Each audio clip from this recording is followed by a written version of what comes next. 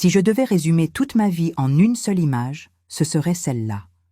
Moi, agenouillé sur le carrelage froid d'un lieu que tout le monde croit immaculé, sentant le parfum de la cire d'abeille, avec cette nausée qui me montait à la gorge, une nausée qui n'avait rien à voir avec les produits de nettoyage. C'est le jour où j'ai ouvert le tiroir verrouillé du bureau de l'évêque que j'ai compris à quel point le mensonge peut sentir fort, même sous les habits les plus sacrés. Ce que j'ai trouvé là m'a fait vomir, littéralement. C'était la preuve que l'enfer ne se trouve pas sous terre, mais bien caché dans la lumière. Bonjour mes chéris, je m'appelle Mia, mais vous pouvez m'appeler Maman Mia si ça vous chante. J'ai 50 ans aujourd'hui, et croyez-moi, à cet âge, on en a vu des vertes et des pas mûres. Je suis née en 1975, ici, à Nice, une ville magnifique, pleine de soleil et de contrastes. J'ai toujours aimé la mer, mais ma vie, elle, a été plus souvent une tempête qu'une calme Méditerranée. Aujourd'hui, je veux partager avec vous une histoire que j'ai gardée enfermée en moi pendant bien trop longtemps. Une histoire qui parle de foi, de trahison et de ces secrets que l'on préférerait ne jamais découvrir. Avant de plonger dans ce récit, je vous en prie, prenez une seconde. Dites-moi d'où vous me regardez. Laissez votre petit like et abonnez-vous à la chaîne. Ça me réchauffe le cœur de savoir que ma voix porte si loin et ça aide beaucoup cette vieille dame à continuer à partager ses souvenirs. Nous sommes en 2023. J'avais 48 ans. J'étais arrivée à un point de ma vie où l'on se dit que l'on n'a plus grand-chose à prouver, mais que l'on a toujours beaucoup de factures à payer. La vie sur la Côte d'Azur est un luxe que seuls les touristes peuvent ne se permettre sans compter. Pour nous, les gens du coin, il faut se battre pour chaque centime. J'avais besoin d'un travail. Un travail qui me permette de rentrer à l'heure pour préparer le dîner. Un travail qui ne demande pas trop d'investissement émotionnel. C'est comme ça que j'ai postulé pour le poste d'auxiliaire de nettoyage à la grande paroisse de Saint-Michel, en plein cœur de Nice. L'église, pour moi, c'était la tradition, l'odeur d'encens et les bancs froids. Je n'étais pas une fervente pratiquante, mais je respectais l'institution. Le travail était simple, s'occuper des parties communes, des salles de réunion paroissiales et surtout du presbytère. C'était un travail solitaire. Je commençais à l'aube, avant les premières messes, quand la lumière filtrait à peine à travers les vitraux.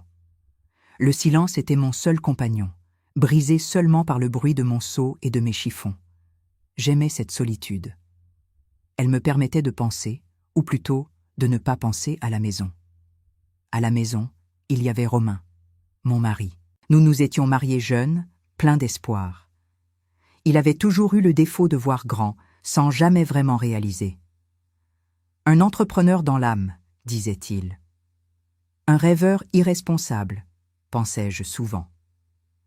À l'époque, il était au chômage depuis de longs mois, et l'ambiance était lourde, saturée de reproches non dits et de l'odeur froide de l'inquiétude financière. Mes 2 enfants, maintenant de jeunes adultes, essayaient de tracer leur propre chemin, mais je savais qu'ils comptaient toujours sur ma stabilité. C'est pour eux, et pour garder un semblant de dignité face à Romain, que j'acceptais de frotter les sols des autres. La paroisse de Saint-Michel était dirigée par Monseigneur Lefebvre, l'évêque. Un homme dans la soixantaine, à l'allure austère, toujours impeccable dans sa soutane, dégageant une aura de sérénité et d'autorité. Il me saluait d'un hochement de tête poli, sans jamais vraiment me regarder dans les yeux. Pour lui, j'étais une ombre, la femme qui rendait son monde propre. J'ai passé des mois à polir les parquets cirés, à dépoussiérer les icônes dorées et à vider les corbeilles à papier. Je connaissais chaque recoin de ce lieu. Je savais où grattait la porte de la sacristie et où le plancher craquait près de l'autel. Le clou de ma semaine, c'était le bureau de l'évêque. C'était une pièce immense, située à l'étage du presbytère, avec une vue magnifique sur le jardin intérieur. Le bureau, en chêne foncé, était toujours ordonné. Il y avait des piles de dossiers impeccables, des bibles reliées en cuir, et cette odeur particulière de vieux papier et de tabac froid que je trouvais étrange pour un homme d'église. Monseigneur Lefebvre était méticuleux, trop méticuleux. Il y avait un endroit que je ne pouvais jamais toucher. Le grand bureau en chêne possédait une série de tiroirs. Tous étaient accessibles, ouverts, remplis de stylos, de papiers à en-tête, de babioles administratives. Sauf un, le tiroir supérieur droit. Il était toujours verrouillé. Je l'avais remarqué dès ma première semaine. Ce tiroir était différent. Il n'était pas juste fermé à clé. Il était scellé par une sorte de secret invisible. Je suis curieuse, de nature, mais j'ai aussi un sens aigu du respect de la propriété d'autrui. Je me disais que c'était sans doute les documents confidentiels de la paroisse, peut-être des dossiers de baptême ou des questions financières délicates. En tout cas, ça ne me regardait pas. J'évitais même de passer mon chiffon dessus, par crainte d'effacer une trace de poussière qui pourrait trahir le fait que j'avais osé m'en approcher. Pendant près d'un an, ce tiroir est resté un point aveugle dans ma routine, un détail insignifiant dans ma vie de labeur quotidien. Mais vous savez, mes chéris, la vie est pleine de ces petits signes que l'on choisit d'ignorer. Et dans ce bureau, ces signes commençaient à s'accumuler. Je voyais parfois Monseigneur Lefebvre rentrer très tard le soir. Il n'était pas rare qu'il organise des réunions discrètes, des réunions qui ne figuraient pas sur le calendrier officiel de la paroisse. Je croisais des femmes que je ne reconnaissais pas comme des paroissiennes habituelles. Elles étaient jeunes, parfois en tenue un peu trop élégante pour une simple discussion pastorale. Elles montaient au bureau et je les entendais parfois rire, un rire discret, étouffé, qui me mettait mal à l'aise. Une fois, j'ai trouvé un mouchoir en papier froissé, jeté à la hâte dans la corbeille. Il portait une trace de rouge à lèvres, d'un rose vif, absolument pas la couleur que l'on associerait à une dame pieuse de la chorale. J'ai haussé les épaules. Après tout, l'évêque recevait peut-être des donateurs, des artistes, des gens du monde. Mais un autre détail m'a vraiment interpellée. Dans la paroisse, il y avait 2 jeunes femmes qui travaillaient dans les bureaux administratifs. 2 sœurs, comme on les appelait, sœur Cécile et sœur Véronique. Elles étaient arrivées il y a environ 6 mois. Elles étaient très réservées, douces, toujours vêtues de leur modeste tenue.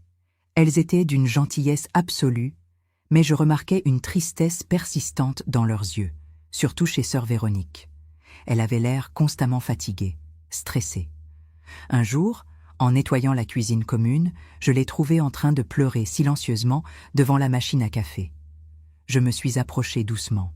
« Sœur Véronique, tout va bien, ma chérie ?» Elle a sursauté, essuyant rapidement ses larmes. Elle a forcé un sourire, mais son visage était pâle, presque translucide. « Oui, Mia, ne vous inquiétez pas, seulement la pression du travail. »« La pression ? Vous travaillez pour Dieu, ma belle. Qu'est-ce qui pourrait être si stressant ?» Elle a regardé autour d'elle, comme si les murs avaient en des oreilles. Elle s'est approchée et a murmuré d'une voix tremblante. « Il y a des choses, Mia, que les gens ne comprennent pas, des exigences. » Je n'ai pas insisté. Je savais que dans ces institutions, on ne pose pas trop de questions. Mais cette conversation m'a marquée. La peur dans ses yeux était réelle. Quelques semaines plus tard, c'était le vendredi, le jour où je devais m'occuper du bureau de l'évêque. Il était parti pour un séminaire en Avignon et ne devait revenir que le lundi. J'avais 3 jours pour faire un grand nettoyage de printemps, ce qui était rare. J'ai commencé par les fenêtres, puis j'ai attaqué le grand bureau en chaîne. J'ai soulevé les dossiers, j'ai passé mon chiffon, j'ai nettoyé les bibelots religieux. Tout était en ordre. Puis, je me suis approché du tiroir verrouillé. Je l'ai touché du bout des doigts, sentant la surface lisse du bois. Et c'est là que j'ai vu quelque chose que je n'avais jamais vu auparavant. Sur le coin du bureau, juste derrière la lampe de lecture, Monseigneur Lefebvre avait laissé sa trousse de clés personnelles. Il y avait la clé de sa voiture, celle de son appartement privé au presbytère, et une petite clé dorée, plus ancienne, que je n'avais jamais vue utiliser. Elle était légèrement tordue. Mon cœur a commencé à battre un peu plus vite. C'était peut-être la clé de ce fameux tiroir. J'ai senti la tentation me piquer. Ce n'était pas la curiosité la plus forte, mes chéris, c'était l'intuition. L'intuition qu'il y avait un lien entre ce tiroir scellé, le stress de sœur Véronique et ces rires étouffés que j'entendais parfois la nuit. Je me suis dit, « Mia, tu es une femme honnête, tu n'as pas le droit de fouiller dans les affaires des autres. » Mais cette petite voix intérieure, celle que l'on développe après 50 ans de vie et de désillusion, m'a répondu, « Tu as le droit de savoir si tu travailles dans un lieu décent. » J'ai pris la petite clé dorée. Elle était froide et légère. Mes mains tremblaient un peu, non pas de peur d'être découverte, mais de la peur de ce que j'allais trouver. Mais avant de vous raconter la suite, mes chéris, permettez-moi de faire une petite pause. Parfois, les signes sont là, juste devant nos yeux, et on ne veut pas les voir, n'est-ce pas?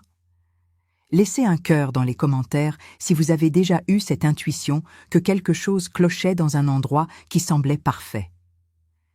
J'ai inséré la petite clé dans la serrure du tiroir. Elle a tourné sans effort, avec un petit clic sec et définitif. Le bruit a résonné dans le silence du bureau comme un coup de fusil. J'ai tiré le tiroir. La première chose qui m'a frappé, ce n'était pas un document, ni de l'argent. C'était une odeur forte, musquée, qui n'était pas celle de l'encens ni du papier. C'était l'odeur du péché, du secret, enfermé et condensé. Le tiroir était rempli à ras-bord, non pas de dossiers administratifs, mais de boîtes. De petites boîtes en carton, de boîtes métalliques, comme celles qu'on utilise pour les biscuits, mais qui contenaient quelque chose de bien plus amer. Sur le dessus, il y avait un petit carnet à spirale, en cuir rouge. Je l'ai pris. Je l'ai ouvert. C'était un journal, écrit d'une écriture serrée et élégante. Mais ce n'était pas le journal de l'évêque. C'était un journal intime, plein de dates et de descriptions graphiques d'événements qui n'avaient absolument pas leur place dans la vie d'un homme de Dieu. J'ai refermé le carnet, sentant la panique m'envahir. Ce n'était pas une erreur, c'était une preuve. J'ai plongé ma main plus profondément dans le tiroir. J'ai écarté les boîtes. Et tout au fond, sous le carnet rouge, j'ai touché quelque chose de fin, de glacé. C'était une enveloppe. Une grande enveloppe marron, sans aucune inscription. J'ai hésité une dernière fois. Ouvrir cette enveloppe, c'était franchir la ligne. C'était devenir la gardienne d'un secret qui pouvait faire trembler les fondations de cette paroisse. Mais la curiosité, nourrie par le dégoût et l'intuition, était trop forte. J'ai tiré l'enveloppe et j'ai sorti le contenu. Ce n'étaient pas des documents, c'étaient des photos en papier glacé, de petite taille, comme des polaroïdes, mais plus nettes. Et ce que j'ai vu, mes chéris, mon cœur s'est arrêté net. J'ai eu l'impression que le sang se retirait de mes extrémités, laissant mes mains froides comme la glace. Sur la première photo, j'ai reconnu sœur Cécile. Elle n'était pas en tenue religieuse. Elle était dans des positions compromettantes. Et elle n'était pas seule.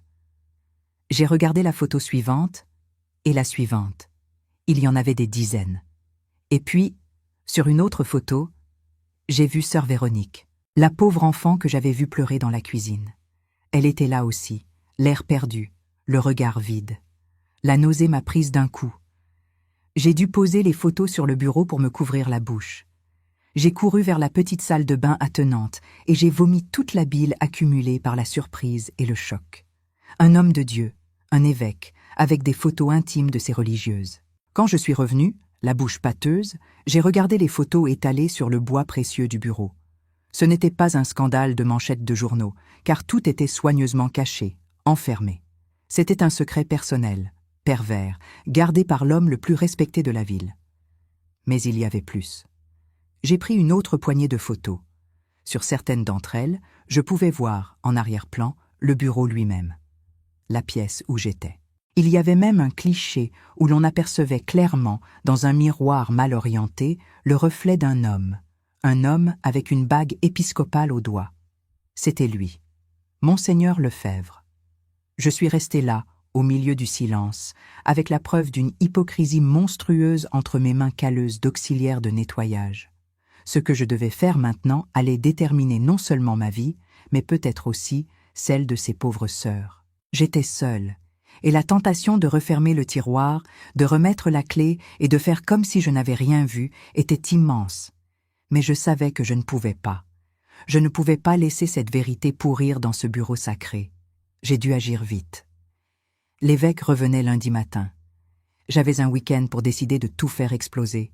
Mais comment s'attaquer à une institution aussi puissante quand on n'est qu'une femme de ménage fatiguée de Nice? C'est ce que je vais vous raconter dans la suite, mes chéris. Le moment où j'ai décidé de devenir une justicière sans faire de bruit. Note, ceci est la fin de la partie 1, atteignant la limite émotionnelle et le cliffhanger pour la suite. Je me suis penché sur le bureau en chêne, le souffle court. Les photos glissées sur le bois précieux semblaient soudain hurler le secret du presbytère. Le silence de la pièce, qui était habituellement une source de réconfort, était devenu hostile, complice. J'ai senti mes mains, ces mains d'auxiliaire de nettoyage qui n'avaient jamais tenu que des balais et des éponges, ramasser délicatement les clichés. Cécile, Véronique, la tristesse que j'avais vue dans leurs yeux n'était pas due à la pression administrative. C'était la terreur. J'ai refermé le tiroir à la hâte. J'ai remis la petite clé dorée tordue dans la trousse, exactement à l'endroit où Monseigneur Lefebvre l'avait laissée.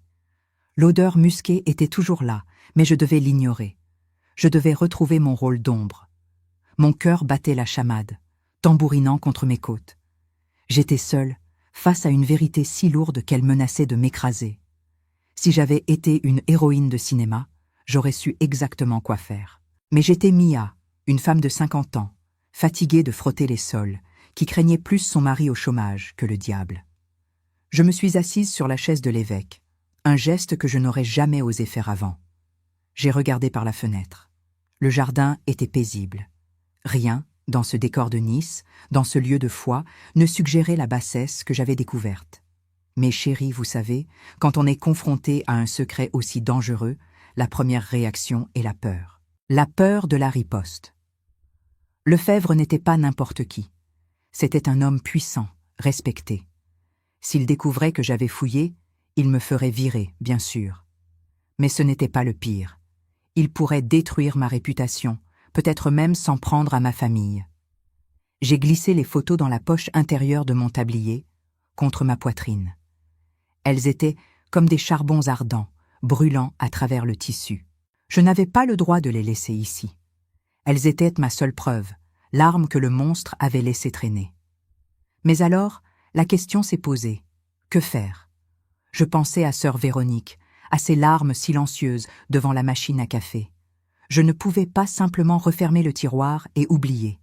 Si je le faisais, je devenais complice de son silence, de sa peur. J'ai passé mon chiffon sur le bureau, mon esprit travaillant à toute vitesse. Publier la vérité? Mettre les photos dans le journal? Non. Premièrement, j'avais peur des conséquences. Deuxièmement, ça créerait un scandale national et ces pauvres sœurs seraient exposées, jugées, leur dignité encore plus bafouée. Mon but n'était pas de faire la une, mais d'arrêter Lefebvre, silencieusement, définitivement. Je me suis dit, Mia, tu dois être aussi invisible et méthodique que dans ton travail. Tu vas utiliser la propreté pour démasquer la saleté. J'ai terminé mon nettoyage du bureau, méticuleusement, en veillant à ce que rien ne trahisse mon effraction. J'ai verrouillé, j'ai éteint la lumière, c'était vendredi midi. J'avais jusqu'à lundi matin pour tout mettre en place. Le chemin du retour vers la maison, dans le bus qui traversait Nice, était un calvaire. Je sentais les photos contre ma peau, comme une seconde conscience. Quand je suis entrée, l'atmosphère était, comme d'habitude, lourde. « Hein? Enfin, te voilà !» a lancé Romain depuis le canapé, le regard rivé à la télévision. « J'espérais que tu passerais à la boulangerie. Il n'y a plus de pain. » Romain. 50 ans aussi, mais avec une énergie gaspillée dans l'amertume. Il n'avait aucune idée du poids que je portais. J'ai failli lui dire, là, sur le pas de la porte, « Tu sais ce que j'ai trouvé chez l'évêque ? Le mal absolu. » Mais je me suis retenue. Romain n'était pas la personne à qui confier un secret aussi dangereux. Il était irresponsable et franchement, il cherchait toujours le gain facile. Il aurait pu essayer de monnayer les photos, ce qui aurait mis ma vie et celle des sœurs en péril. « Je suis fatiguée, Romain, » ai-je répondu, essayant de contrôler le tremblement dans ma voix. Je n'ai pas eu le temps pour la boulangerie. Il a soupiré, un de ces soupirs exaspérés qu'il réservait à mon incapacité à anticiper ses besoins. « Tu ne penses jamais à rien. Bon, prépare quelque chose, j'ai faim. » J'ai tourné les talons, j'ai pris une douche. L'eau chaude coulait sur ma peau, mais elle ne lavait pas le sentiment de souillure. J'ai sorti les photos, je les ai étalées sur ma commode. Elles étaient là, sous la lumière crue de ma petite chambre. Je les ai examinées à nouveau, les visages des sœurs, leur détresse, et le reflet. Oui, c'était bien la bague épiscopale. Mon plan devait être impeccable. Je devais créer une preuve irréfutable, facile à envoyer, impossible à ignorer, sans jamais révéler ma source. Mes chéris qui me regardaient, parfois, pour vaincre un ennemi puissant, il faut utiliser sa propre invisibilité comme une armure. C'est ce que j'ai décidé de faire ce soir-là. J'allais devenir le fantôme qui hantait l'église. Avant de continuer, je dois vous demander, avez-vous déjà eu à prendre une décision qui pourrait changer le cours de votre vie, sans personne à qui en parler? Si c'est le cas, laissez un cœur silencieux dans les commentaires. Votre soutien me donne la force de continuer ce récit. Le lendemain, samedi matin, j'ai dit à Romain que j'allais rendre visite à une amie malade. Il n'a pas levé les yeux de son jeu vidéo. C'était parfait. J'avais besoin de dupliquer les preuves de manière professionnelle. Pas avec un simple smartphone, nous sommes en 2025, certes, mais je ne voulais pas laisser de traces numériques liées à mon propre appareil. Je devais agir comme si j'étais une personne anonyme qui avait trouvé ces photos. Je suis allée dans un quartier périphérique de Nice, loin de mon domicile, dans un petit atelier d'impression qui faisait aussi des photocopies. « Bonjour madame, que puis-je pour vous ?» a demandé le jeune homme derrière le comptoir. « J'ai de vieilles photos de famille, chérie, » ai-je dit avec mon air le plus innocent, celui d'une grand-mère.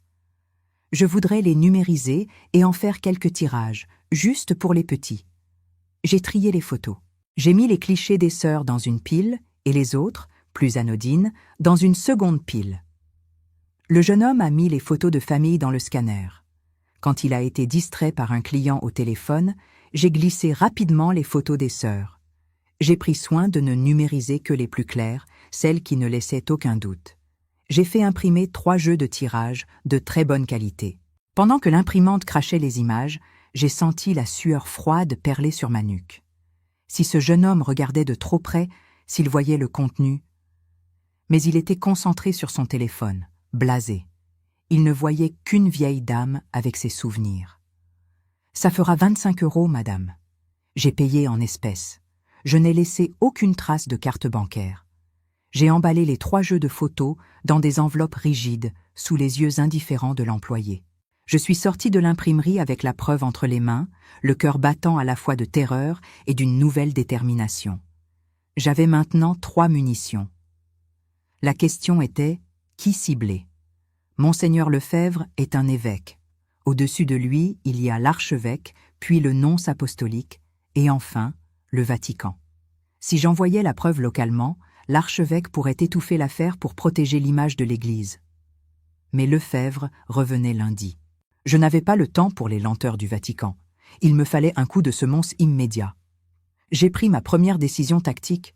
Je ne vais pas envoyer les preuves immédiatement aux autorités. Je vais d'abord les utiliser pour obtenir quelque chose de Lefebvre. Une confession, une démission, une protection pour les sœurs. J'ai passé le reste du samedi et le dimanche à réfléchir.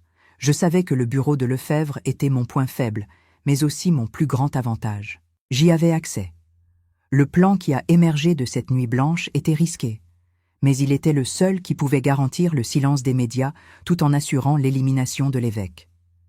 J'ai préparé ma confrontation. J'ai pris un des jeux de photos, ainsi que le carnet rouge que j'avais feuilleté brièvement. J'ai glissé le tout dans une enveloppe.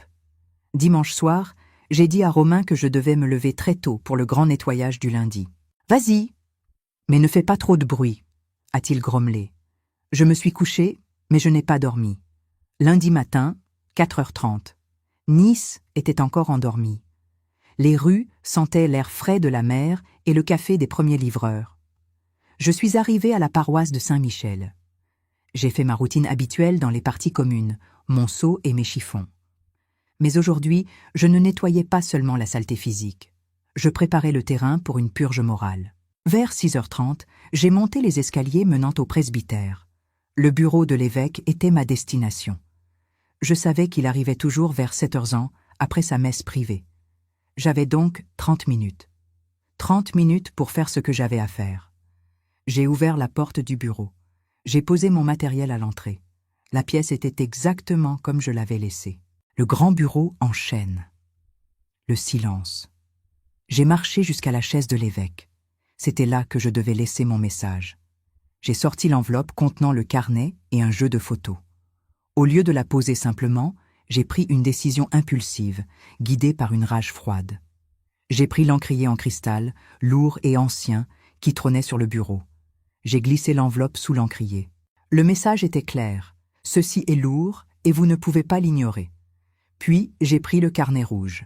J'ai arraché la première page, celle où se trouvait l'écriture serrée et élégante. J'ai écrit avec un stylo que j'avais dans ma poche, quelques mots simples, nets, sans menace explicite. Je sais, protégez les sœurs, démissionnez, vous avez 48 heures. J'ai glissé ce papier sous l'encrier aussi. J'ai fait le tour de la pièce une dernière fois. J'ai senti un courant d'air froid me parcourir. J'avais posé une bombe. J'ai quitté le bureau, refermant la porte doucement derrière moi. Je suis redescendu et j'ai recommencé à nettoyer les couloirs du rez-de-chaussée, mon cœur dans ma gorge. À 7h05, j'ai entendu la porte principale claquer. Monseigneur Lefebvre était là. Je l'ai entendu monter lentement les marches, sa démarche solennelle. J'étais à ce moment-là en train de passer la serpillière dans le couloir principal, juste sous les escaliers. J'ai baissé les yeux, concentré sur mon travail, pour ressembler à l'ombre que j'étais. Il est monté. Quelques secondes de silence, puis un bruit sourd, un bruit d'objets lourds tombant sur le parquet. L'encrier, puis un silence encore plus dense, un silence de mort, brisé par une sorte de halètement, un bruit d'homme qui suffoque. J'ai continué à passer ma serpillière, mes mains tremblantes, mais mon visage impassible. Je devais être là, mais invisible. L'attente a duré ce qui m'a semblé être une éternité. Puis, j'ai entendu des pas rapides, désordonnés. Des pas qui n'étaient plus ceux de l'évêque austère. C'étaient les pas d'un homme pris de panique. Il est redescendu. Il ne m'a pas vu. Il est entré dans la sacristie, puis j'ai entendu le téléphone. La voix de Monseigneur Lefebvre était méconnaissable. Elle était rauque, basse, pleine de fureur et de peur. « Oui, c'est moi. J'ai besoin de vous voir. Immédiatement. Seul. C'est une situation urgente. Un désastre. Je n'ai pas bougé. J'ai continué à frotter le sol, à l'écouter conspirer sa propre chute. J'avais un avantage crucial. Il ne savait pas qui savait. Monseigneur Lefebvre est ressorti. Il a pris sa voiture et est parti en trombe. Il n'avait même pas pris le temps d'enlever son anneau épiscopal qui brillait au soleil matinal. J'ai attendu. J'ai vérifié les autres étages. Les sœurs Cécile et Véronique n'étaient pas encore arrivées. J'étais seul dans l'église. Et maintenant, je savais que l'évêque allait convoquer son propre réseau pour gérer la crise. Il allait essayer d'étouffer l'affaire. Mon plan ne faisait que commencer. J'avais encore 2 jeux de photos de secours. Le premier coup était tiré. Le silence radio de la presse était assuré. Mais maintenant, il fallait s'assurer que les sœurs soient en sécurité avant que Lefebvre ne cherche sa taupe et ne se venge.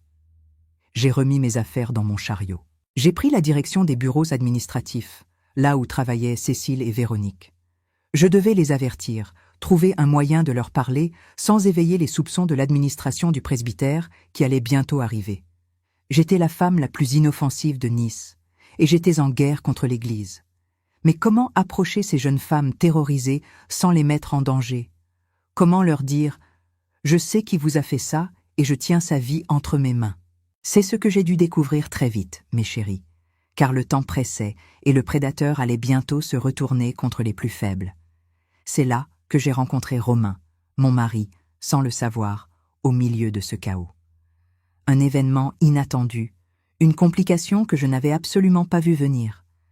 Mes chéris, si l'on m'avait dit un jour que le plus grand danger de ma mission ne viendrait pas du Monseigneur Lefebvre, mais de mon propre mari, je crois que j'aurais ri. Mais le destin, vous le savez, aime les blagues cruelles. J'étais encore sous l'effet de l'adrénaline après avoir laissé mon ultimatum sur le bureau du prédateur. J'avançais dans le couloir qui menait aux petites salles administratives, mon chariot à la main. Le marbre était froid sous mes semelles et le soleil filtrait timidement à travers les vitraux. Je cherchais un moyen discret d'approcher sœur Véronique ou sœur Cécile. Je devais les prévenir que le sol était sur le point de trembler. C'est alors que j'ai entendu une voix. Elle n'était pas forte, mais elle résonnait dans le silence feutré du presbytère. « Écoutez, je vous dis que j'ai besoin de parler à l'abbé Bertrand. Il m'a promis une petite tâche pour la semaine. J'ai besoin de cet argent, n'est-ce pas? Mon cœur a fait un bond. Je me suis figé, le chiffon à la main. Cette voix, ce ton plaintif et exaspéré. C'était Romain. Romain était là, dans la paroisse, à 7h30 du matin un lundi. L'homme qui, la veille, avait grommelé qu'il ne fallait pas faire de bruit en partant, était maintenant en train de quémander du travail facile à la secrétaire du presbytère, Madame Dubois, je suppose. J'ai senti une vague de panique monter. Si Romain me voyait maintenant, si je devais lui expliquer ma présence dans cette zone réservée, il deviendrait curieux. Et si Romain devenait curieux, tout mon plan secret, toute ma carapace d'invisibilité s'effondrerait. Je me suis immédiatement reculé, poussant mon chariot de nettoyage dans le renfoncement d'une petite alcôve près de la réserve de cierges. J'ai mis ma tête à l'abri, écoutant. « Monsieur, l'abbé Bertrand est en retraite jusqu'à mercredi. Et ce n'est pas le moment de venir réclamer des faveurs, a répondu Madame Dubois, sa voix sèche et professionnelle. Mais j'avais un besoin urgent de cette avance, a insisté Romain. C'est toujours la même chose ici. On promet, et puis... Il a soupiré bruyamment. Je me suis penché très légèrement. Romain était là, en jean et t-shirt délavé, les mains dans les poches, l'air d'un homme qui cherchait à gagner l'équivalent d'un paquet de cigarettes sans trop se fatiguer. Il n'avait pas changé. Il n'avait aucune idée de la guerre sainte que sa femme, l'invisible femme de ménage, était en train de mener. Pourquoi était-il là? Probablement parce qu'il avait gaspillé le peu d'argent que j'avais laissé pour les courses et qu'il cherchait une solution de dernière minute pour son jeu vidéo ou son tabac. L'urgence de Romain était toujours d'ordre superficiel, mais sa présence était une menace monumentale. Mais chérie, je me suis dit, si monseigneur Lefebvre revient et qu'il voit Romain rôder, il pourrait croire que mon mari est mon complice. Il pourrait s'en prendre à lui, ou pire, il pourrait s'en prendre à mes enfants pour faire pression sur moi. Je devais l'éloigner, maintenant. J'ai pris une grande inspiration, j'ai remis mon masque de femme de ménage fatigué et je suis sorti de ma cachette, poussant mon chariot avec un bruit de roulette exagéré. « Excusez-moi, Madame Dubois, j'ai besoin de passer. Ce couloir n'est pas encore fait. » J'ai parlé d'une voix monocorde, celle que j'utilisais pour me fondre dans le décor. Romain s'est retourné. Ses yeux se sont écarquillés de surprise, mais pas de la surprise que vous imaginez. C'était la surprise d'un enfant pris la main dans le pot de confiture. « Mia, qu'est-ce que tu fais ici ?» Il savait très bien ce que je faisais là, mais il cherchait à détourner l'attention de sa propre présence inopportune. « Je travaille, Romain, comme tous les lundis, » ai-je répondu, en balayant le sol avec mon balai-brosse, m'assurant de le faire juste à côté de ses pieds, l'obligeant à reculer. Madame Dubois, satisfaite de voir la situation se régler par l'arrivée d'une employée, a levé un sourcil. « Ah, vous êtes Madame Dubois, n'est-ce pas ?» a demandé Romain, essayant de se montrer aimable. « C'est ma femme, elle est très professionnelle, vous savez. » J'ai senti la honte m'envahir, non pas à cause de mon travail, mais à cause de la façon dont il me présentait, comme une simple boniche, une carte de visite pratique pour obtenir sa petite faveur. « Je suis désolée qu'il vous dérange, madame. Il n'a rien à faire ici. Ce sont les bureaux, ai-je dit, sans le regarder, mais en m'adressant clairement à lui. J'ai continué à frotter, m'approchant de lui, mon balai agissant comme une barrière. « Allez, Mia, ne fais pas ta grincheuse, j'attendais juste. »« Tu n'attendais rien. L'abbé n'est pas là. Tu m'attends dehors. » ai-je coupé net. J'ai encore 2 heures de travail. Romain a hésité. Il a vu le regard froid de Madame Dubois. Il a compris qu'il ne tirerait rien de cette situation. Il était en train d'ennuyer 2 femmes à la fois. « D'accord, d'accord. Je t'attends au café d'en bas, » a-t-il dit en marmonnant. Il s'est éloigné, ses pas bruyants trahissant son humeur maussade. Il était frustré d'avoir perdu son temps, mais il était parti. Le danger immédiat était écarté. Mais un nouveau problème venait de surgir. Il savait que j'étais là et il allait m'attendre. Je devais donc agir vite, très vite, avant qu'il ne s'impatiente et ne revienne rôder. J'ai repris mon souffle. J'ai souri poliment à Madame Dubois, qui était retournée à son clavier. « Ces hommes !» ai-je dit avec un soupir, essayant de créer une petite complicité féminine. J'ai avancé dans le couloir, mon esprit en ébullition. J'avais perdu de précieuses minutes. L'évêque était en fuite, mais il préparait sa riposte. Je suis arrivé devant le bureau des secrétaires. C'était l'aile où travaillaient les deux sœurs. Sœur Cécile était là, assise à son bureau, les lunettes sur le nez, l'air concentré sur un registre comptable. Sœur Véronique était à côté d'elle, triant du courrier. Elles étaient jeunes, fragiles et inconscientes du fait que l'évêque venait de lire une note qui pouvait les sauver ou les condamner. Comment leur parler? Je ne pouvais pas simplement m'approcher et dire « J'ai les photos de votre humiliation, le Monseigneur est au courant ». Je devais trouver une méthode qui ne laisserait aucune trace sonore ou écrite. Seule ma présence physique devait être le message. J'ai poussé mon chariot jusqu'à leur bureau. « Bonjour, sœur », ai-je dit doucement. Je passe la poussière. Sœur Cécile a levé les yeux, un sourire timide. « Bonjour, Mia. Comment allez-vous ce matin ?»« Ça va, merci », ai-je répondu. Je me suis mise à nettoyer le haut des classeurs. Je devais les isoler, ne parler qu'à l'une. J'ai décidé de cibler Véronique. Elle avait été la plus émue, la plus silencieuse la dernière fois. J'ai fait le tour de son bureau. Je nettoyais lentement, observant ses mains. Elle tremblait légèrement en triant les lettres.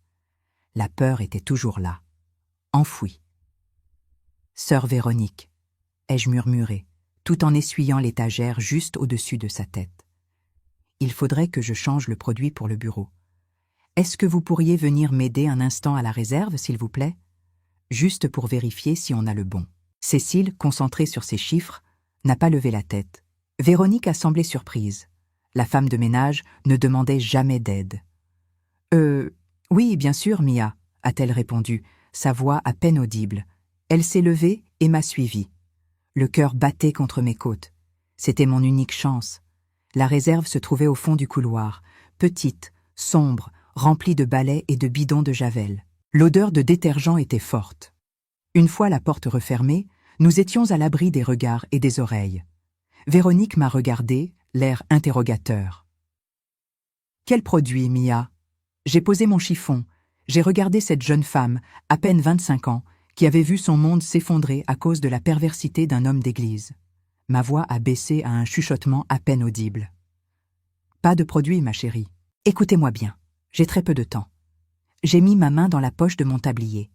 J'ai sorti le deuxième jeu de photos que j'avais fait imprimer.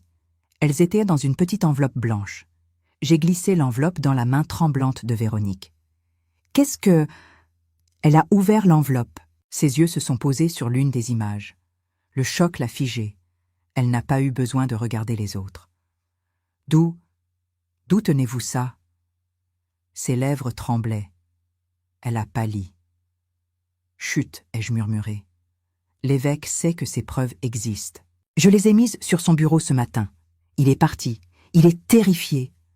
Elle a serré l'enveloppe contre sa poitrine, exactement comme je l'avais fait moi-même vendredi. Il va nous tuer, Mia. Il va nous accuser. Non, il ne le fera pas, ai-je dit avec une assurance que je ne ressentais qu'à moitié. Il a peur du scandale. Mon but est de l'arrêter sans faire la une des journaux. Mais pourquoi vous faites ça? Parce que personne ne devrait avoir à vivre ça, ai-je répondu simplement. Écoutez-moi, vous devez prendre ces photos. Vous devez les montrer à sœur Cécile. Et ensuite, vous devez disparaître. Disparaître? Temporairement. Le temps que Lefebvre se retrouve acculé. Il va essayer de vous trouver. Il va vous harceler. Il va vous menacer. Ne parlez à personne d'autre. Ne faites confiance à personne d'autre que vous deux. Je devais être rapide et clair. Je vous donne 24 heures pour quitter la paroisse. Dites que vous allez voir une tante malade, n'importe quoi. Vous ne devez pas être là quand il reviendra. J'ai senti l'urgence monter. Si Romain s'impatientait, ou si Madame Dubois venait nous chercher, « Qu'est-ce que vous allez faire ?» a demandé Véronique, les larmes aux yeux. « Je vais m'occuper du reste, ai-je dit. Mais vous êtes ma priorité. Vous êtes la preuve vivante qu'il doit tomber. Si vous vous mettez en sécurité, ma manœuvre fonctionne. Si vous restez, vous êtes vulnérable. » Elle a hoché la tête, son visage marqué par une nouvelle compréhension. C'était la première fois qu'elle voyait une lueur d'espoir. « Vous ne devez en parler à personne. Vous ne me connaissez pas. Vous n'avez rien vu. Si quelqu'un vous pose des questions, vous ne savez rien de Lefebvre. Vous avez juste décidé de partir un peu. J'ai ouvert la porte de la réserve. Maintenant, allez-y. et soyez forte. Véronique est sortie en premier. Elle est retournée à son bureau, l'enveloppe dissimulée dans sa manche. Elle a jeté un regard à Cécile, puis un regard furtif vers moi.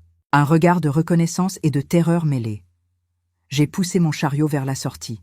Mon plan venait de prendre une tournure incroyablement risquée. Je venais d'impliquer les victimes, et si elles paniquaient, tout était perdu. Je devais maintenant m'occuper de Romain, et j'avais encore un 3e jeu de photos. Ces photos, mes chéris, allaient servir à la dernière phase de mon plan, celle qui devait s'assurer que Lefebvre ne s'en tirerait pas, même s'il réussissait à étouffer l'affaire localement. Je suis descendu au café, où Romain m'attendait. Il était assis à une table, buvant un café, l'air sombre. « Enfin, tu as mis le temps, » a-t-il dit en me voyant. « Qu'est-ce que tu faisais ?»« Mon travail, Romain. J'ai dû nettoyer le bureau de Monseigneur. Il y avait un désordre pas possible, ai-je menti, en utilisant la vérité pour couvrir le mensonge. « Et alors? Tu as de l'argent ?»« Non, j'ai juste ma paye de fin de mois. Mais tu sais quoi? J'ai entendu dire que l'abbé Bertrand cherchait quelqu'un pour faire un travail de peinture sur un mur extérieur, un gros boulot. Mais il faut être là maintenant.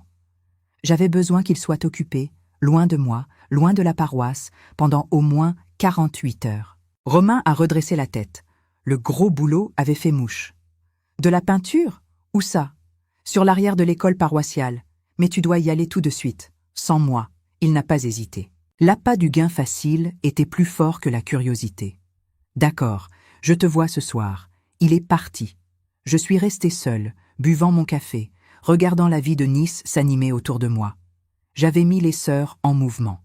J'avais éloigné Romain. Maintenant, il était temps d'exécuter la phase 2. L'évêque Lefebvre avait eu le temps d'appeler son allié. Il était temps de lui montrer que son temps était compté.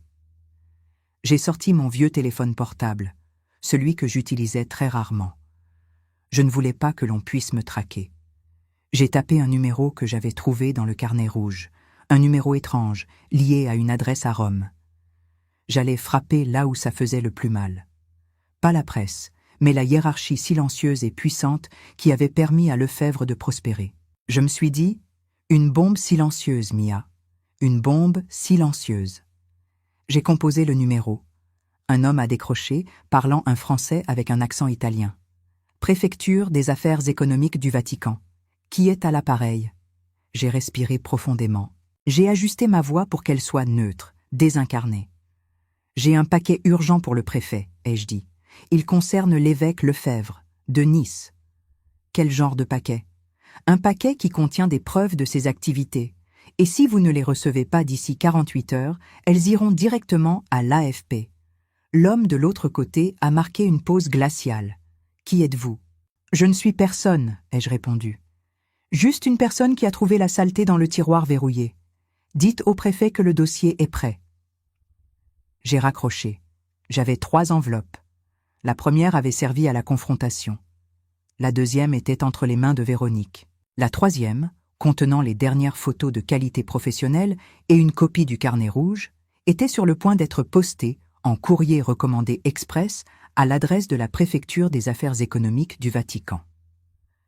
L'Église aime l'argent et elle aime le pouvoir. Un scandale sexuel, c'est une chose. Un scandale qui menace les finances et la réputation des élites romaines, c'en est une autre. Ils agiraient vite pour couper le mal à la racine. J'ai marché jusqu'au bureau de poste le plus proche. J'ai posté l'enveloppe, payé en espèces, sans carte bancaire, sans laisser d'identité.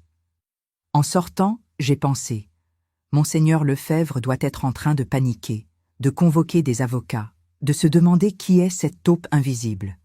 Il pense peut-être que c'est un complot d'un autre prêtre. Il n'imagine pas que c'est la femme qui nettoie ses toilettes. Mais j'avais un temps de retard. Le temps que mon paquet arrive à Rome, Lefebvre aurait eu 48 heures pour agir. Il allait d'abord chercher à minimiser l'impact de la note qu'il avait trouvée. Et pour minimiser l'impact, il allait vouloir s'assurer du silence des victimes. Mais chérie, si vous avez déjà été confronté à un prédateur, vous savez qu'il ne lâche jamais sa proie facilement.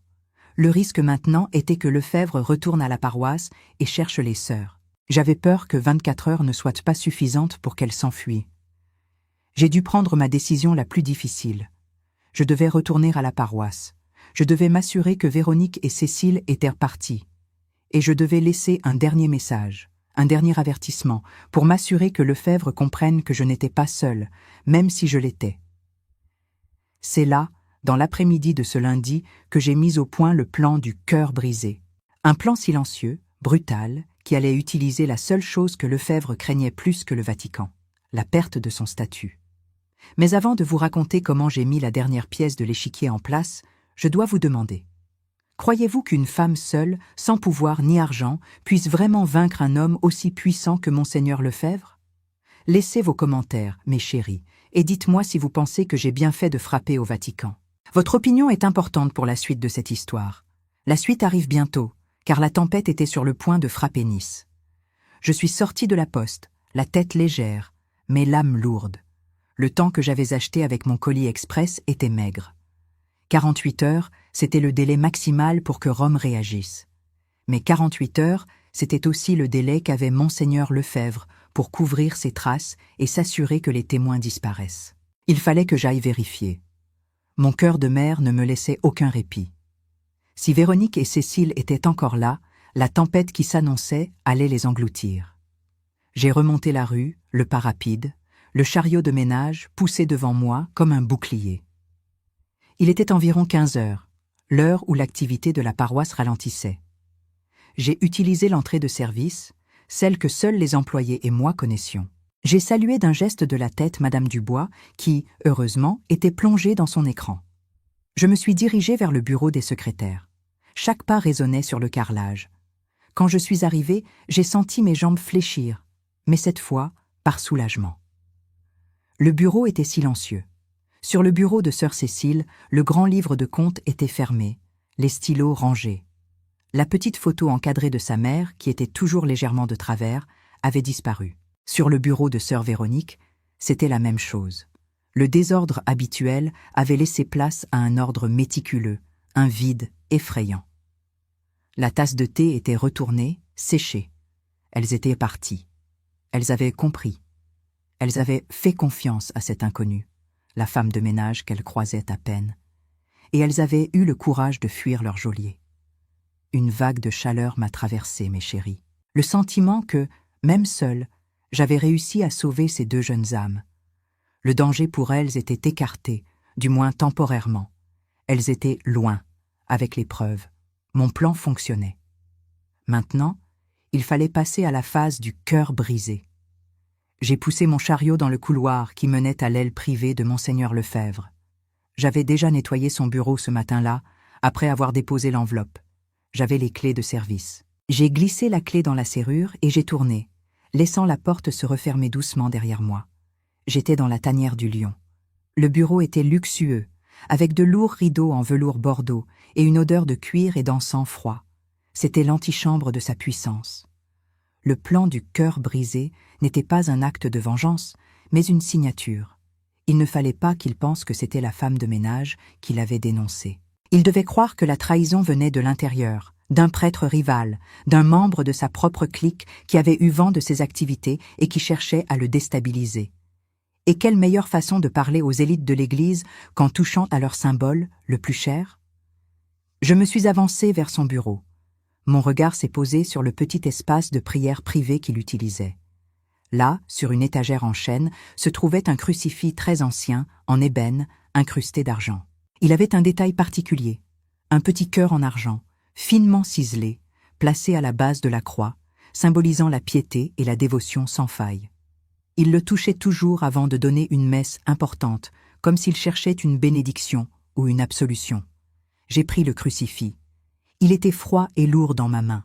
J'ai cherché dans mon chariot. J'ai sorti un petit couteau que j'utilisais parfois pour gratter les taches tenaces sur le marbre. Mon cœur battait la chamade, mes chéris. C'était l'acte le plus audacieux et le plus risqué que j'ai jamais commis. Je me suis penché sur la base du crucifix.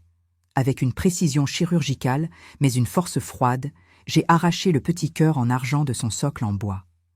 Le bois a craqué légèrement. Puis, d'un coup sec, j'ai brisé ce cœur en 2 morceaux nets et inégaux. J'ai reposé le crucifix sur l'étagère. Le petit trou béant à sa base, là où le cœur se trouvait, était désormais visible. Le message était simple. La dévotion de Lefebvre était brisée, son cœur spirituel était souillé, et quelqu'un qui connaissait intimement ses symboles personnels l'avait fait. J'ai pris les 2 morceaux du cœur brisé. Je les ai déposés juste sur le coin de son bureau, à côté du bloc-notes qu'il utilisait pour ses sermons. Le temps de Lefebvre était terminé. Je me suis redressée, essuyant mes mains moites sur mon tablier. Il fallait partir. Et c'est à ce moment précis, mes chéris, que l'horreur a frappé. Alors que je faisais un pas vers la porte, j'ai entendu le claquement lourd de la grande porte d'entrée de la paroisse, celle qui était réservée à l'évêque et à ses visiteurs de marque. C'était trop tôt. Il n'était pas censé revenir avant la fin de l'après-midi, après avoir consulté ses avocats. J'ai entendu des voix. Pas seulement lui. Quelqu'un d'autre était avec lui, un homme à la voix grave et autoritaire. Je me suis figé, le sang glacé. Si Lefebvre me trouvait dans son bureau privé, avec les morceaux du cœur brisés sur sa table, mon rôle ne serait plus celui de la femme de ménage. Ce serait celui de la saboteuse. J'ai éteint la lumière du bureau et je me suis glissé derrière les lourds rideaux de velours. J'ai retenu ma respiration. Les pas se sont rapprochés, lourds, pressés. Ils se sont arrêtés juste devant la porte du bureau. « Vous ne comprenez pas l'urgence, monseigneur. C'est un coup monté. J'ai dit à la personne au téléphone que... » C'était la voix de Lefebvre, mais déformée par une panique à peine contenue. Il était revenu avec son allié, celui qu'il avait appelé juste après avoir trouvé ma note. « Ne vous inquiétez pas, abbé Bernard, » a répondu l'autre voix, plus posée, plus dangereuse. « Nous allons étouffer cela. Rome a déjà mis en place un protocole. Personne ne doit en entendre parler. D'abord, nous localisons la source des photographies. » Lefebvre a ouvert la porte. J'ai senti le courant d'air froid me balayer. J'étais à quelques centimètres seulement. J'ai peur pour les sœurs, Bernard. Si elles ont parlé, elles ne parleront pas. Elles sont sous le coup de la honte et de la peur.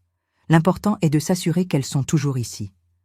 Une fois qu'elles auront été ramenées à la raison, le dossier sera fermé. Lefebvre s'est assis lourdement à son bureau. J'ai entendu le froissement de son tissu. Il a dû poser les yeux sur les 2 petits morceaux d'argent. Un silence glacial a rempli la pièce. Puis, un cri. Pas de panique, mais de rage pure et incontrôlée. « Mais qu'est-ce que... » ?»« Quoi donc, monseigneur ? » ?»« Mon crucifix, regardez, le cœur. Il est brisé ! Et ces morceaux ?» J'ai entendu sa main frapper le bureau. Le bruit des petits morceaux d'argent s'entrechoquant. « C'est un signe, Bernard, c'est un signe. Quelqu'un est entré. Quelqu'un de l'intérieur m'a trahi. C'est le coup d'un jaloux. » L'abbé Bernard a murmuré quelque chose d'inaudible. Lefebvre, lui, était en pleine crise de paranoïa. Mon message avait fait mouche. Il ne pensait pas à la femme de ménage. Il pensait à un complot de l'Église. Il faut trouver qui a fait ça, et vérifier si les sœurs sont dans leur quartier. Je veux les voir immédiatement, Bernard. Immédiatement. Si elles ne sont pas là, nous avons un problème bien plus grave que ces photos. J'ai entendu les bruits de chaises. L'abbé Bernard est sorti en hâte. Lefebvre est resté dans le bureau, grognant, marchant de long en large. C'était mon moment. J'ai attendu que le bruit des pas de Bernard s'éloigne dans le couloir principal. J'ai glissé hors des rideaux, mon chariot à portée de main. Lefebvre était dos à moi, penché sur son bureau, les mains sur la tête. J'ai poussé mon chariot vers la porte de service, celle qui donnait sur le parking. Je devais être silencieuse comme une ombre. Juste au moment où ma main a touché la poignée, Lefebvre a relevé la tête. Il m'a aperçu, une silhouette dans l'embrasure de la porte, mon visage masqué par la faible lumière de l'après-midi. Il n'a pas eu le temps de comprendre qui j'étais. Il a juste vu une présence, une intrusion. « Qui est là ? » ?»« Arrêtez !» J'ai ouvert la porte de service et j'ai couru. Mon chariot, je l'ai abandonné là, à l'entrée. C'était le seul indice que j'avais laissé derrière moi. J'ai dévalé les escaliers de service 4 à 4. J'ai entendu sa voix rugir, l'appelant à l'aide. « Bernard, elle s'enfuit. Elle est là. » Je suis sorti sur le parking. L'air frais de Nice m'a fouetté le visage. J'ai couru jusqu'à ce que je sois sûr d'être hors de vue de l'enceinte de la paroisse. J'avais réussi. Les sœurs étaient libres. Le Vatican était alerté. Et monseigneur Lefebvre, lui, venait de découvrir qu'il avait été trahi dans son propre sanctuaire. Il était désormais seul et désespéré. Mais en m'enfuyant, j'avais commis une erreur fatale. J'avais permis à Lefebvre de mettre un visage sur la personne qui était entrée dans son bureau. Il ne savait pas que j'étais la femme de ménage, mais il savait maintenant qu'une femme avait été là, qu'une femme s'était enfuie. Mes chéris, la tempête que j'avais annoncée venait de commencer, et j'en étais le seul éclair. Lefebvre allait bientôt découvrir l'absence des sœurs. Il allait paniquer. Et la première personne qu'il allait chercher, c'était la femme qui avait abandonné son chariot de nettoyage à la porte de son bureau. J'étais devenue sa cible principale, et je n'avais nulle part où me cacher. Je devais trouver Romain. Je devais le retrouver avant que Lefebvre ne le fasse. Car si Lefebvre le trouvait en premier, Romain me trahirait sans hésiter. Et je ne pouvais pas me permettre de me retrouver seule contre l'église de Nice. Je me suis dit, maintenant, Mia, il ne s'agit plus de justice, mais de survie. J'ai regardé ma montre. J'avais peut-être 2 heures avant que Lefebvre ne se rende compte de la totalité de la catastrophe. Mais avant de vous raconter ma course folle pour retrouver Romain, qui peignait ses murs sans se douter du danger, laissez-moi vous demander, mes amours, vous, à ma place, auriez-vous laissé le crucifix brisé sur le bureau, sachant que cela mettrait votre vie en danger? Dites-moi dans les commentaires. J'ai besoin de savoir ce que vous auriez fait, car la suite de cette histoire est la plus terrifiante de toutes. J'ai couru à perdre haleine, mes chéris. Le tablier de nettoyage me tirait. Mes poumons me brûlaient. J'étais Mia, la femme de ménage invisible qui, en l'espace de 2 heures, était passée du statut d'ombre à celui de menace principale pour un évêque. La peur n'est pas seulement une émotion, c'est une saveur. Un goût métallique et acide dans la bouche, un froid qui ne vient pas de la température, mais de l'intérieur des os. Je n'avais pas le temps de m'apitoyer. L'église avait une longue portée à Nice, et Lefebvre avait des hommes de main qui n'étaient pas forcément des ecclésiastiques, mais des gens qui lui devaient des faveurs ou de l'argent. J'avais besoin de Romain. Il était peut-être mon plus grand fardeau, mais il était aussi le seul point d'ancrage que j'avais dans cette ville, le seul complice involontaire que je pouvais encore manipuler. J'ai jeté un coup d'œil à l'arrière. La rue était calme, mais ce calme était trompeur, comme le silence avant un orage. J'ai attrapé le premier bus qui allait vers le port. J'ai payé le ticket machinalement, essayant de me fondre dans la masse des touristes et des gens pressés. J'ai baissé la tête, priant pour que le souvenir de mon visage ne soit pas déjà sur toutes les lèvres. Assise sur le siège dur du bus, j'ai mis mes mains sur mon visage. Mon Dieu, qu'avais-je fait? J'avais sauvé les sœurs, oui, mais à quel prix? J'avais agi sans réfléchir aux conséquences pour ma propre vie. Je me suis souvenu de ce que je vous ai dit au début. Je n'étais plus en quête de justice, mais de survie. Mes amours, je veux vous poser une question. Avez-vous déjà eu l'impression d'être à la fois la personne la plus forte et la plus faible du monde? C'est ce que je ressentais. Forte d'avoir osé défier ce monstre, et faible parce que je savais que j'allais payer le prix fort. Laissez un cœur dans les commentaires si vous savez ce que c'est de se battre seul contre un système. Romain travaillait sur un chantier près du Vieux-Nice. Il restaurait des façades, un travail qu'il aimait et qui, ironiquement, lui permettait de rester loin de la maison et de mes sermons silencieux. Je suis descendue du bus 2 arrêts trop tôt. Je devais être prudente, vérifier que personne ne me suivait. J'ai longé les murs ocre, sentant l'odeur âcre de la peinture fraîche et de la poussière de pierre. Quand je l'ai vu, il était perché sur un échafaudage, son dos musclé exposé au soleil de l'après-midi. Il riait avec un collègue. Il était si insouciant. C'était l'image de l'homme que j'avais aimé un jour, mais la réalité était que cet homme n'existait plus, remplacé par un Romain égocentrique. « Romain !» j'ai crié, ma voix tremblante. Il a jeté un regard par-dessus son épaule. Son sourire s'est figé. Il a vu mon visage, le désespoir sur mes traits, et il a su immédiatement que quelque chose de grave se passait. Il a fait signe à son collègue de s'éloigner, a descendu l'échelle à toute vitesse, enlevant son casque et ses gants. « Mia, qu'est-ce que tu fais ici? Tu devrais être... »« Chut! Ne dis rien, nous devons partir. Maintenant. » Je l'ai attrapé par le bras. Il a senti la tension dans ma poigne. « Attends, attends! Qu'est-ce qui se passe? L'Église a encore coupé ton salaire. » Ce n'est pas l'argent, Romain. C'est la vie, notre vie. J'ai dénoncé Lefebvre. J'ai envoyé les photos au Vatican. Le mot « Vatican » a eu l'effet d'une douche froide. Les yeux de Romain, qui étaient irrités par la poussière de ciment, se sont écarquillés d'une peur primaire. « Quoi? Mais qu'est-ce que tu as fait? Tu es folle! Tu as mis la main dans le nid de frelons, Mia !» Il le méritait. J'ai sauvé les sœurs, mais il sait que je suis la personne qui est entrée dans son bureau. Il ne sait pas que je suis la femme de ménage, mais il me cherche. Nous devons disparaître.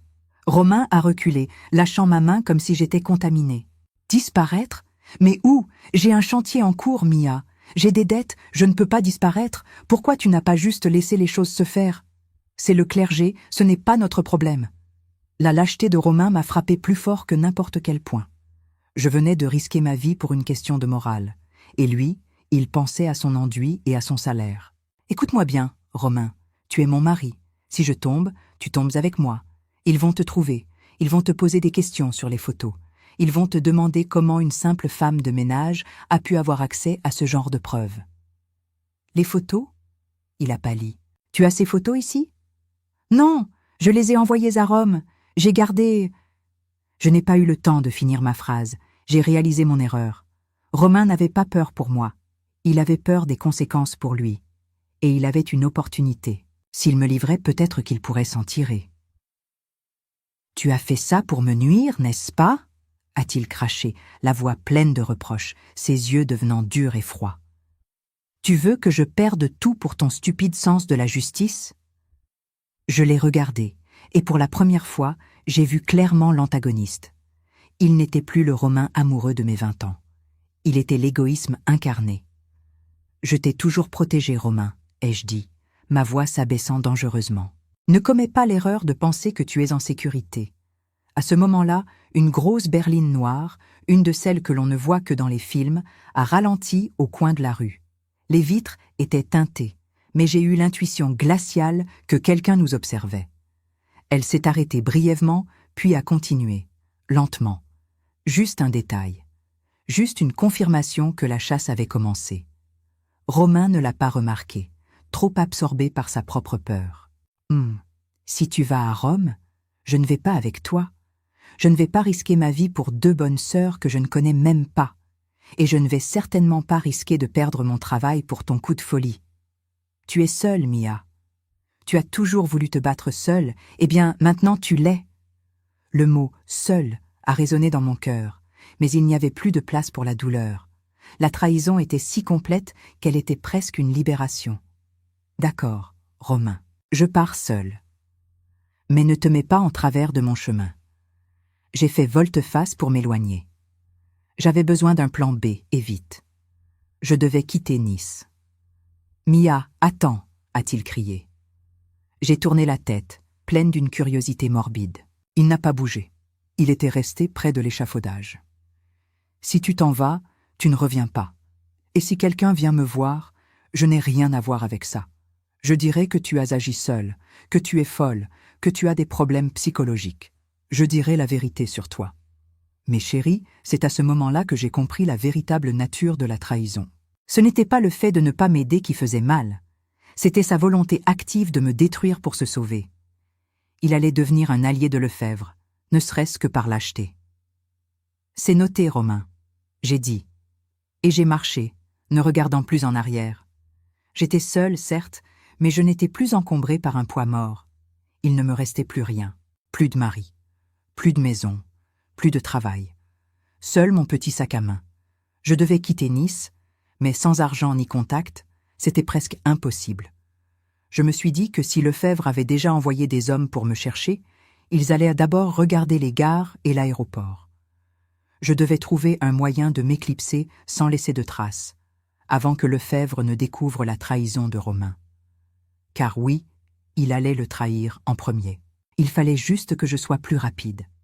J'ai besoin de votre aide, mes amours. Si vous aviez été là, seul dans les rues de Nice, trahi par l'homme que vous aviez juré d'aimer et poursuivi par l'Église, où vous seriez-vous caché? Dites-le-moi dans les commentaires. Parce que l'endroit où je me suis réfugiée est le dernier endroit où j'aurais cru aller. Et c'est le seul endroit où la vérité sur Romain allait se révéler entièrement. Il faisait presque nuit. Je devais trouver refuge. Et soudain, une idée, aussi folle que brillante, a traversé mon esprit. Il y avait un seul endroit à Nice où personne, et surtout pas Lefebvre, ne penserait jamais à me chercher. Le monastère des Clarisses, les sœurs du silence. Je pouvais m'y cacher pour la nuit, me faire passer pour une pèlerine en difficulté. J'ai marché vers les hauteurs de la ville, vers la colline où les murs blancs du couvent se dressaient. Mes jambes me faisaient mal. J'ai frappé à la grande porte en bois massif. Une petite sœur, le visage doux et les yeux étonnamment alertes, a ouvert la petite trappe. « Oui, madame ? J'ai des ennuis, ma sœur. J'ai besoin d'un refuge pour la nuit. J'ai fait la route. J'ai menti sur ma fatigue, mais pas sur mon besoin. » Elle a ouvert la porte. Je suis entrée dans un silence de pierre, l'odeur de la cire et des bougies. J'étais en sécurité, du moins je l'espérais. Elle m'a conduite à une petite chambre spartiate. Un lit, une petite table, un crucifix simple. « Reposez-vous. Nous n'avons pas de télévision ni de radio ici. Le monde extérieur n'existe pas. » Elle ne savait pas à quel point j'avais besoin de cette bulle. Je me suis effondrée sur le lit. J'ai sorti mon téléphone portable. Il me restait très peu de batterie. Je ne devais pas l'allumer, car il pouvait me pister. Mais j'avais besoin de vérifier une dernière chose. J'ai allumé le téléphone, mon cœur martelant. J'ai tapé le nom de Romain sur un moteur de recherche. Il avait un compte sur un réseau social qu'il utilisait pour promouvoir son travail. Et c'est là, mes chéris, que la vérité sur la trahison de Romain, la vraie vérité, celle qui n'avait rien à voir avec Lefebvre, m'a frappé. Il y avait des photos de Romain, mais pas de moi. Il était en vacances, il y a 2 ans, en Corse. Il y avait une femme avec lui. Je n'avais jamais vu cette femme. Elle était jeune, blonde, et elle le tenait par la main. Sous la photo, un commentaire de Romain disait « Avec ma future, loin du bruit de Nice ». J'ai cliqué sur le profil de la femme. Son nom était Sophie. Elle était décoratrice d'intérieur. Et elle vivait dans notre appartement, mais elle croyait qu'il était le leur. Romain n'avait pas peur de perdre sa maison et son travail à cause de Lefebvre. Il avait peur que je révèle son double jeu, sa double vie. Il était déjà en train de me remplacer. Et il était prêt à me jeter au loup pour protéger sa nouvelle vie. Mon sang s'est glacé. Lefebvre n'était qu'une menace extérieure. La véritable vipère, elle, dormait dans mon lit depuis des années. La batterie a rendu l'âme, laissant l'écran noir. Mais ce noir n'était rien comparé à l'obscurité qui venait de s'installer dans mon cœur. Je n'étais plus Mia, la femme de ménage. J'étais Mia, la femme trahie par l'Église et par son propre mari. Le lendemain, je devais partir de Nice. Mais d'abord, je devais faire en sorte que Romain paie pour son odieuse trahison. Et pour cela, j'avais besoin d'un dernier plan. Un plan qui allait le frapper là où ça faisait le plus mal. Son portefeuille et sa réputation. Mais avant de vous raconter le coup de maître que j'ai préparé, je dois vous demander, mes chéris, si vous pensez que la trahison de Romain était pire que le mal fait par Monseigneur Lefebvre. Est-ce que l'hypocrisie de celui qu'on aime fait plus mal que la méchanceté d'un étranger? Dites-le moi dans les commentaires, car l'heure de la vengeance approchait. Et elle serait aussi froide que le marbre de l'autel. La tempête était loin d'être terminée. La tempête était loin d'être terminée. Mes amours, je me suis redressée sur ce lit dur du couvent. Le silence des Clarisses m'enveloppait, un baume temporaire sur la plaie béante de la trahison. J'étais seule, mais pour la première fois depuis des années, je me sentais libre. Libre du fardeau de Lefebvre et libre du poids mort qu'était Romain. J'ai passé le reste de la nuit à planifier. Pas avec de la haine, mais avec une précision chirurgicale, la froideur d'une femme qui n'a plus rien à perdre. Romain craignait de perdre son chantier. Il craignait de perdre Sophie. Il craignait de perdre cet appartement qu'il prétendait avoir acheté pour leur avenir. Il fallait frapper les 3 en même temps. Le soleil n'avait pas encore percé à l'horizon quand j'ai quitté le monastère. J'ai laissé une petite enveloppe pour la sœur, un billet pour la remercier de l'hospitalité. Dans ces moments de survie, les petits gestes de bonté sont cruciaux. Je suis redescendue vers le vieux Nice, non pas vers le chantier, mais vers notre appartement. L'appartement que j'avais payé en grande partie avec mes modestes économies et qui, légalement, était à mon nom. Romain l'avait toujours ignoré, prétendant que nous étions un couple uni et que les papiers n'avaient aucune importance. J'avais insisté à l'époque, non pas par méfiance mais par précaution. Quelle ironie! Ma précaution était devenue mon arme. J'ai ouvert la porte de la façade avec ma vieille clé. L'odeur de l'appartement m'a frappée, un mélange de mes anciennes affaires et des parfums fruités que Sophie avait introduits. Il était évident qu'elle était devenue chez elle ici. Romain n'était pas là, il devait être déjà au travail, anxieux de l'arrivée possible des hommes de Lefebvre. J'ai marché jusqu'au bureau de Romain, le seul endroit où il gardait ses documents importants. J'ai trouvé ce que je cherchais, le titre de propriété originale de l'appartement. Le nom de Mia Dupuis y était clairement inscrit. J'ai pris ce document. Puis je suis allé dans la chambre. J'ai trouvé l'endroit où je gardais mon argent de côté, cette petite poignée de billets que j'économisais en prévision d'une urgence. J'ai tout pris. C'était juste assez pour me donner une longueur d'avance. Mais l'œuvre de vengeance n'était pas complète. Je voulais que Romain souffre non seulement financièrement, mais aussi émotionnellement, en perdant l'illusion de sa nouvelle vie. J'ai pris un stylo et une feuille de papier à en-tête qu'il utilisait pour son entreprise de restauration. J'ai écrit à Sophie. « Chère Sophie, vous vivez dans une illusion. Cet appartement n'est pas à vous, il est à moi. Je suis l'épouse de Romain, Mia, et il vous a menti. Vous trouverez 6 juin la preuve. Profitez de ce qu'il vous reste avant qu'il ne vous jette comme il m'a jeté. Quant à Romain, je lui souhaite le meilleur des chantiers. Vous n'êtes que la première de ses dettes. » J'ai glissé la lettre et une copie du titre de propriété dans une enveloppe. Je n'avais pas besoin de la poster. Je savais où Sophie travaillait. Elle était décoratrice pour un grand magasin près du port. Je déposerai la lettre en main propre, anonymement, à l'accueil.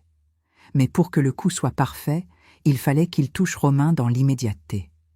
J'ai laissé l'appartement en silence et je suis allé vers le chantier du Vieux-Nice. Mais chérie, je dois vous demander, pensez-vous que la vengeance soit un plat qui se mange froid ou chaud? Dans mon cas, elle était glaciale. Laissez un pouce bleu si vous pensez que j'ai eu raison d'agir ainsi. Arrivé sur le site, tout était calme. Les ouvriers n'arrivaient qu'à 8 heures. J'ai repéré l'échafaudage où Romain travaillait hier, et surtout, la pile de sacs de ciment et d'enduit qu'il allait utiliser aujourd'hui. J'ai sorti de mon sac la seule chose que j'avais gardée du bureau de l'évêque, non pas les photos, mais le petit sachet de poussière dorée, l'or fin que Lefebvre utilisait pour ses petites magouilles. Ce n'était pas grand-chose, mais c'était symbolique. J'ai ouvert quelques sacs d'enduit neuf. J'ai saupoudré l'or dans les sacs, juste assez pour contaminer le mélange qu'il allait utiliser pour la façade de luxe qu'il était en train de restaurer. Imaginez la scène, mes amours. Romain, fier de son travail, appliquant son enduit frais pour voir quelques heures plus tard des traînées de poussière dorée briller sous le soleil de Nice. Une façade de l'élégance niçoise, ruinée par une touche d'or illégale et de vengeance. Le travail serait à refaire, sa réputation serait entachée, et son client serait furieux. J'ai refermé les sacs, ne laissant aucune trace. Je n'avais rien volé, rien détruit de manière évidente. J'avais juste assaisonné son travail. J'ai marché vers le port, déposé l'enveloppe pour Sophie au comptoir du magasin, et j'ai pris le premier bus qui partait loin de Nice. Pas la gare, pas l'aéroport. Simplement un bus de ligne, direction l'arrière-pays, puis un train vers le nord, la Normandie, où personne ne me connaissait, où l'air était frais et l'église moins puissante. J'ai regardé Nice s'éloigner dans le rétroviseur. La femme de ménage invisible s'était enfuie, mais elle avait laissé derrière elle un désordre qu'il faudrait des mois pour nettoyer. Aujourd'hui, mes chéris, je suis Mia. J'ai 50 ans.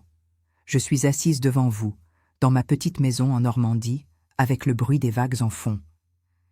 Vous vous demandez ce qui s'est passé ensuite, concernant Monseigneur Lefebvre. J'ai appris par un vieil article de presse, quelques mois après ma fuite, qu'il avait été discrètement transféré au Vatican pour une maladie prolongée. Pas de scandale en première page, pas de manchette, juste le silence que l'Église achète si bien. Les photos, elles ont fait leur travail en interne. Les sœurs ont été relocalisées et la vérité a été murmurée là où elle devait l'être. J'ai gagné ma survie et elles, leur liberté. Concernant Romain, j'ai coupé tous les ponts. Mais les nouvelles, même les plus sombres, voyagent. J'ai appris qu'après l'incident de la façade dorée, qui lui a coûté une fortune en réparation et l'a mis sur la liste noire des clients haut de gamme, Il a perdu l'appartement. Sophie l'a quitté immédiatement.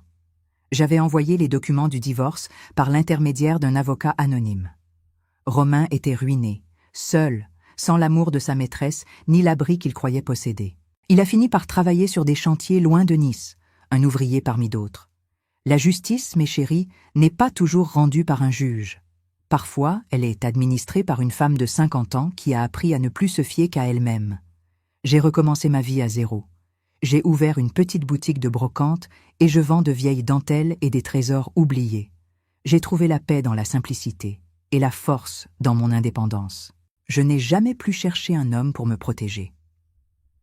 Si cette histoire vous a appris quelque chose, mes amours, c'est ceci. Ne laissez jamais personne, surtout pas ceux qui portent l'habit de la sainteté ou l'alliance de l'amour, vous faire sentir petite ou invisible.